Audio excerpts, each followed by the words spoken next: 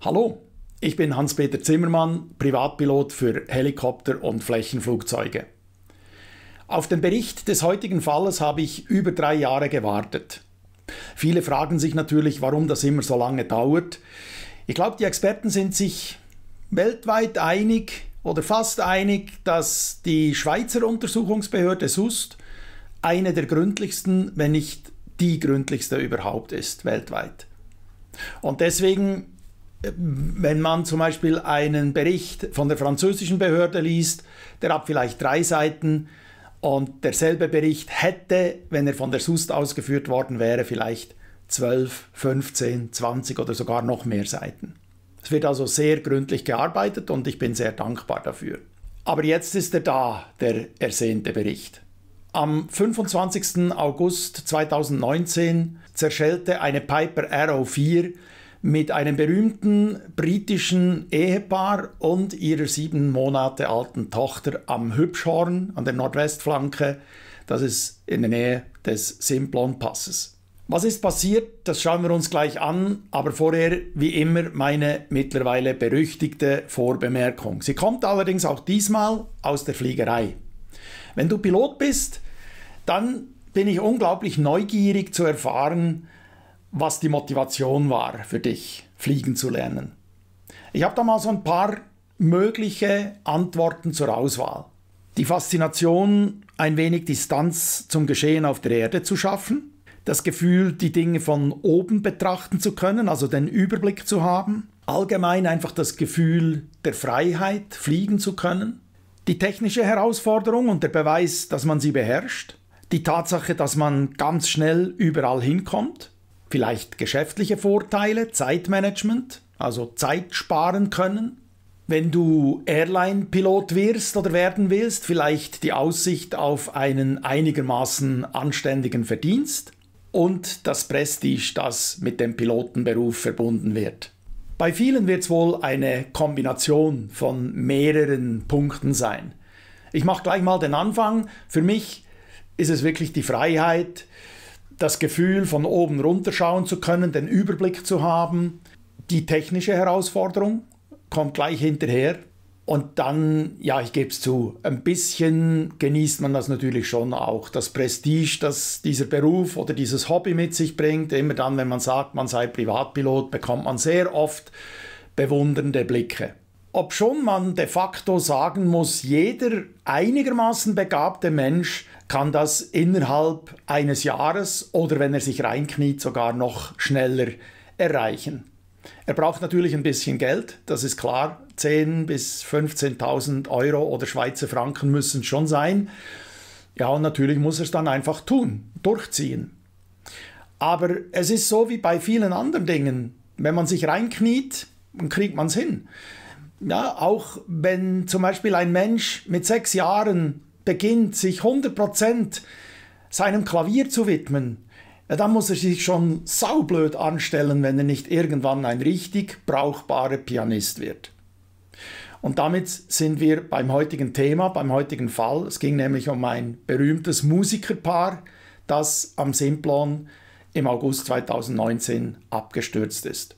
Es handelte sich um den preisgekrönten britischen Komponisten Jonathan Goldstein, 50-jährig, und seine Frau Hannah Goldstein, 36-jährig. Sie war eine berühmte Saxophonistin. Zusammen mit ihrer 7 Monate alten Tochter Saskia wollten sie von North Weald, Echo Golf Sierra X-Ray in Großbritannien nach Perugia, Italien, Lima, India, Romeo Zulu fliegen. Mit einem Übernachtungshalt in Lausanne. Auf dem Flug von Lausanne nach Perugia geschah das Unglück, wie erwähnt, am Simplon-Pass. Ich kann mich noch gut erinnern, dass ich damals sofort auf Flight Radar geschaut habe, ob man irgendetwas erkennen kann. Und der Radartrack, der hörte südöstlich von Brig, glaube ich, auf 6.100 Fuß. Der Simplon-Pass ist aber höher als 6.500 Fuß. Das heißt, man bräuchte mindestens 7.600 Fuß, um über den Simplon zu kommen. Fühlt sich aber gar nicht gut an. Also wenn man den Simplon ein bisschen kennt, der ist recht tricky, ja, weil sehr kurvenreich. Also als ich das erste Mal von Süden her über den Simplon flog, Gott sei Dank mit dem Fluglehrer und mit einem Navi ausgerüstet, da war mir schon ein bisschen flau im Magen, als ich da ständig den Monte Leone vor Augen hatte mit seinen, ich glaube, 3.500 Metern Höhe und nicht genau sehen konnte, wo es denn da um die Ecke gehen soll. Man musste einfach drauf vertrauen und ich war wirklich froh, dass ich wenigstens auf 9.500 Fuß war. Wir schauen uns das mal an vom Norden her. Man kommt also hier von Brig her über den Simplon und hier vorne ist das Hübschhorn und an der Nordwestflanke des Hübschhorns ist dieser Pilot mit seiner Familie abgestürzt auf etwa 7.360 Fuß. Wenn man weiß, wie Flight Radar funktioniert, dann weiß man auch, dass man sich nicht 100%ig auf diese Daten verlassen kann. Das heißt, es war wirklich zu früh, um zu spekulieren, ob da irgendwas ganz Besonderes passiert ist oder ob es wieder mal das typische Problem eines Flachlandpiloten ist, der einfach zu wenig Gebirgsflugerfahrung hat. Aber genau das war es, so banal es klingen mag. Die Untersuchungsbehörde konnte unter anderem auch auf Fotos von Hannah Goldstein zurückgreifen, die sie auf Social Media gepostet hatte.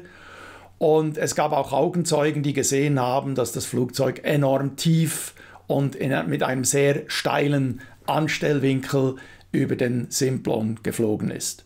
Am 13. August, also 12 Tage vor dem Unfallflug, erstellte Goldstein auf der Navigationssoftware SkyDemon die erste grobe Flugplanung für den Flug von England nach Italien. Am Morgen des 24. August flogen die drei von Northfield nach Lausanne-La Blécherette mit einem Zwischenhalt in Troyes, Frankreich. In Lausanne übernachtete die Familie Goldstein und Jonathan gab den Flugplan für den nächsten Tag auf. Er gab keine Flughöhe an, er notierte lediglich, dass der Flug nach Sichtflugregeln, also VFR, stattfinden sollte. 2 Stunden vor dem Flug verfeinerte Jonathan Goldstein die Flugplanung entsprechend dem Terrain. Was er offensichtlich nicht wusste, war, dass man bei SkyDemon eine gewünschte Flughöhe eingeben und sich dann anzeigen lassen kann, ob diese Höhe auf der sicheren Seite ist. Hätte er also 6.500 Fuß oder 7.500 Fuß eingegeben, dann hätte er auf einen Blick gesehen, wo am Simplon Gefahren lauern. Das hat er aber nicht getan. Die Höhe war standardmäßig auf irgendwie 16.000 Fuß eingestellt und natürlich, auch wenn er Color High Terrain angewählt hätte, hätte es keine Gefahren angezeigt, weil er ja hoch genug gewesen wäre bei 16.000 Fuß. Aber auch dieses Color High Terrain hat er gar nicht eingeschaltet gehabt. Das wusste man aufgrund von Fotos, die man gefunden hat, respektive auf Fotos, die gepostet worden sind. Und wie gesagt, da 16.000 Fuß eingestellt waren, wäre da auch nichts angezeigt gewesen. Vermutlich hat Goldstein diese Funktion gar nicht gekannt. Am 25. August 2019 um 9.43 Uhr startete die Arrow 4 in Lausanne. Jonathan Goldstein, wie es sich gehört, links auf dem Pilotensitz. Hannah saß mit ihrer kleinen Tochter hinten auf dem Rücksitz. In Montreux hatten sie eine Höhe von etwa 4.100 Fuß. Von Martigny bis Brig stieg das Flugzeug nur mit etwa 100 Fuß pro Minute, was man als sehr flaches Steigen bezeichnen kann. Die Geschwindigkeit betrug etwa 120 Knoten. Das Flugzeug hätte bestimmt mehr Steigung hergegeben, auch wenn es an diesem Tag recht heiß war. Aber ich vermute mal, Jonathan Goldstein wollte eben eine gewisse Geschwindigkeit beibehalten. Also 120 Knoten ist schon ganz ordentlich. Hier sieht man eine Originalaufnahme von Hannah Goldstein in der Nähe von Martigny. Darauf konnten die Untersuchungsbehörden eben gewisse Dinge erkennen, die ich eben erzählt habe.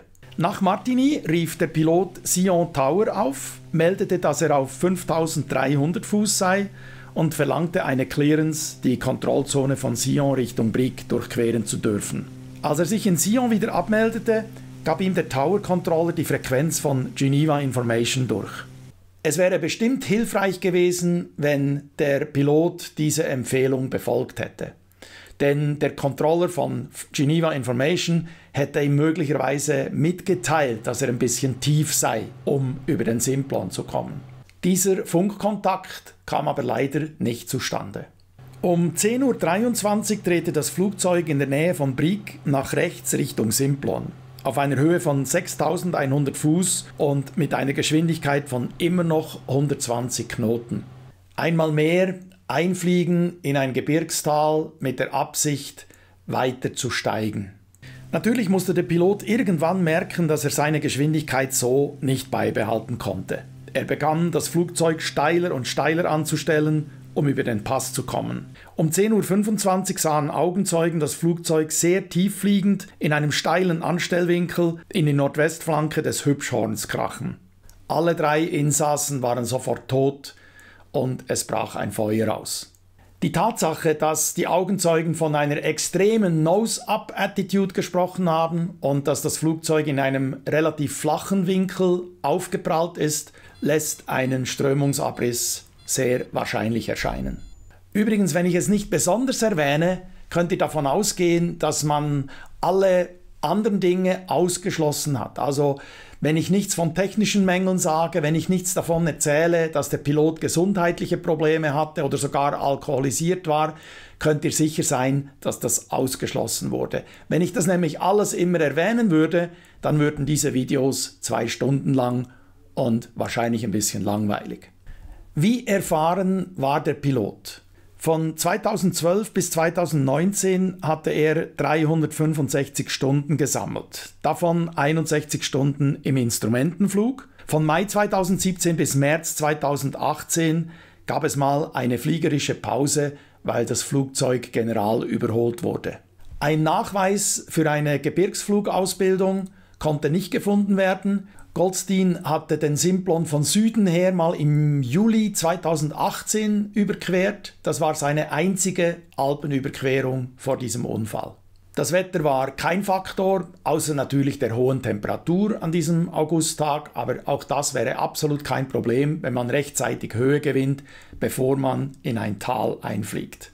Das GAFOR für diesen Tag und diese Zeit zeigt, dass die geplante Route offen war. Auf diesem Foto, das ein Biker kurz vor dem Aufprall aufgenommen hat, kann man aufgrund der Bemalung sehen, dass das Flugzeug nach links geneigt war. Möglicherweise ein letzter Versuch einer Umkehrkurve. Die wenigsten Kleinflugzeuge haben einen Cockpit-Voice-Recorder und so können wir natürlich nicht wissen, ob es irgendwelche Ablenkungen gab. Es war eine 7 Monate alte Tochter auf dem Rücksitz, vielleicht hat die ganze Zeit geschrien.